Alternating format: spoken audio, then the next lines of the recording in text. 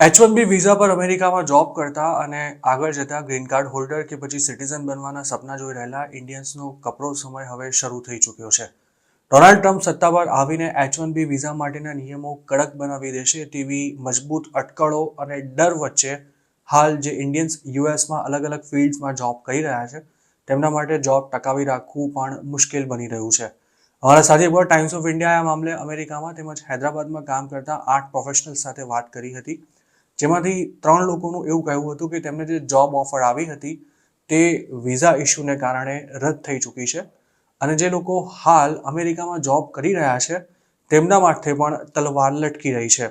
આટલું ઓછું હોય તેમ હવે H1B વિઝા પર અમેરિકામાં રહેતા ઇન્ડિયન્સ કોઈ પ્રોબ્લેમ ના થાય તે માટે અત્યારે અમેરિકાની બહાર ટ્રાવેલ કરવાનું પણ ટાળી રહ્યા છે. યુએસમાં ભણતા સ્ટુડન્ટ્સની પણ કંઈક આવી જ સ્થિતિ છે, ત્યારે હવે H1B હોલ્ડર્સ પણ અસમંજસતાનો સામનો કરી રહ્યા છે, જે ટ્રમ્પ પોતે કોઈ ચોખવટ ન કરે ત્યાં સુધી દૂર થાય તેમ નથી. હૈદરાબાદની વૈષ્ણવી પુવદ્દા આવી જ એક પ્રોફેશનલ છે જેને હાલમાં જ અમેરિકાની એક મોટી કંપનીએ હાયર કરી હતી.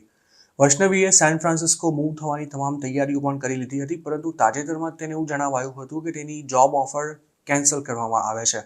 ટાઈમ્સ ઓફ ઇન્ડિયા સાથે વાત કરતા વૈષ્ણવીએ કહ્યું હતું કે તેને ડિસેમ્બર 2024માં ઓફર મળી હતી અને ત્યારબાદ તેણે પોતાની કરંટ જોબ પણ છોડી દીધી હતી. જોકે પોતે અમેરિકા જાય તે પહેલાં જ ત્યાંની કંપનીએ આપેલી ઓફર કેન્સલ થઈ જતા હવે વૈષ્ણવી ઇન્ડિયામાં પણ જોબલેસ થઈ ગઈ છે. ચોંકાવનારી વાત એ છે કે કંપનીએ વૈષ્ણવીને જોબ કન્ફર્મેશન માટે ઈમેલ મોકલ્યો હોવા છતાં પણ આ ઓફરને વિઝાનું કારણ આપીને રિજેક્ટ કરી દેવામાં આવી હતી. વૈષ્ણવીએ કંપની સાથે આ અંગે વાત કરી ત્યારે તેને એવું આશ્વાસન આપવામાં આવ્યું હતું કે ડોનાલ્ડ ટ્રમ્પ સત્તા ગ્રહણ કર્યા બાદ સ્થિતિ વધુ સ્પષ્ટ થશે અને ત્યારે કદાચ તેને નવો ઓફર લેટર આપવામાં આવશે, પરંતુ હાલ તેને અપાયેલી જોબ ઓફર કેન્સલ કરવામાં આવે છે. જોકે આ પ્રોસેસમાં કેટલો સમય જશે અને વૈષ્ણવીને ક્યારે ક્લેરિફિકેશન મળશે તે અંગે જોબ ઓફર કરનારી કંપની કશું જ બોલવા માટે તૈયાર નથી. ટ્રમ્પ એડમિનિસ્ટ્રેશન H1B વિઝાની શરતો ખૂબ જ કડક બનાવવા માંગે છે અને જો આવું ખરેખર થયું તો ઇન્ડિયન્સ માટે આ કેટેગરીના વિઝા પર અમેરિકા જવું અત્યંત મુશ્કેલ બની જશે. USCISના ડેટા અનુસાર 2023માં ઇસ્યુ થયેલા 3.80 લાખમાંથી 72% H1B વિઝા ઇન્ડિયન્સને આપવામાં આવ્યા હતા. આ વિઝા પર અમેરિકા જતા ઇન્ડિયન્સ એવરેજ વર્ષે $1.18 લાખ જેટલું પેકેજ મેળવતા હોય છે. જોકે હાલ ચાલતી અટકળો અનુસાર H1B વિઝા માટે સેલેરી લિમિટ વધારવામાં આવી શકે છે, જેના કારણે અમેરિકન કંપનીઓ ઓછો પગાર આપીને ઇન્ડિયન્સને જોબ નહીં આપી શકે. ડોનાલ્ડ ટ્રમ્પ અગાઉ અનેકવાર કહી ચૂક્યા છે કે H1B વિઝા પર આવતા અને સસ્તામાં કામ કરતા વર્કર્સ અમેરિકન્સની જોબ છીનવી રહ્યા છે તેમજ તેમને ઓછા પગારમાં કામ કરવા મજબૂર કરી રહ્યા છે. H1Bની તરફેણમાં ટ્રમ્પના ખાસ મનાતા ઇલોન મસ્કે તાજેતરમાં જ એક નિવેદન આપ્યું હતું, જેનું ટ્રમ્પે કહેવા ખાતર તો સમર્થન કર્યું હતું, પરંતુ તેના લીધે રિપબ્લિકન પાર્ટીમાં જ આંતરિક રોષ ઊભો થયો હતો. આ સ્થિતિમાં ટ્રમ્પ પર અમેરિકાની જોબ સસ્તામાં કામ કરતા ઇન્ડિયન્સ છીનવી ન લે તે માટે H1B વિઝાના નિયમો કડક કરવાનું જબરજસ્ત પ્રેશર પણ સર્જાઈ રહ્યું છે. ટ્રમ્પ સત્તા સંભાળતા જ કઈ નીતિ અપનાવશે તેને લઈને કોઈ સ્પષ્ટતા ન હોવાથી એક તરફ જે ઇન્ડિયન્સ આ વિઝા પર અમેરિકા જવાના હતા તેમની મુશ્કેલીઓ તો વધી જ છે, પરંતુ સાથે જ જે લોકો હાલ અમેરિકામાં H1B પર જોબ કરી રહ્યા છે તેમને પણ એવું લાગી રહ્યું છે કે હવે તેમની જોબ સેફ નથી રહી. તેમાં જેમના વિઝાની રિન્યુઅલ ડેટ નજીક આવી રહી છે તેમની હાલત સૌથી વધારે કફોડી થઈ રહી છે. સાનિયા હાજી નામની એક ઇન્ડિયન યુવતી લોસ એન્જલસમાં હાલ રહે છે અને સાયબર સિક્યોરિટી કન્સલ્ટન્ટ તરીકે કામ કરે છે.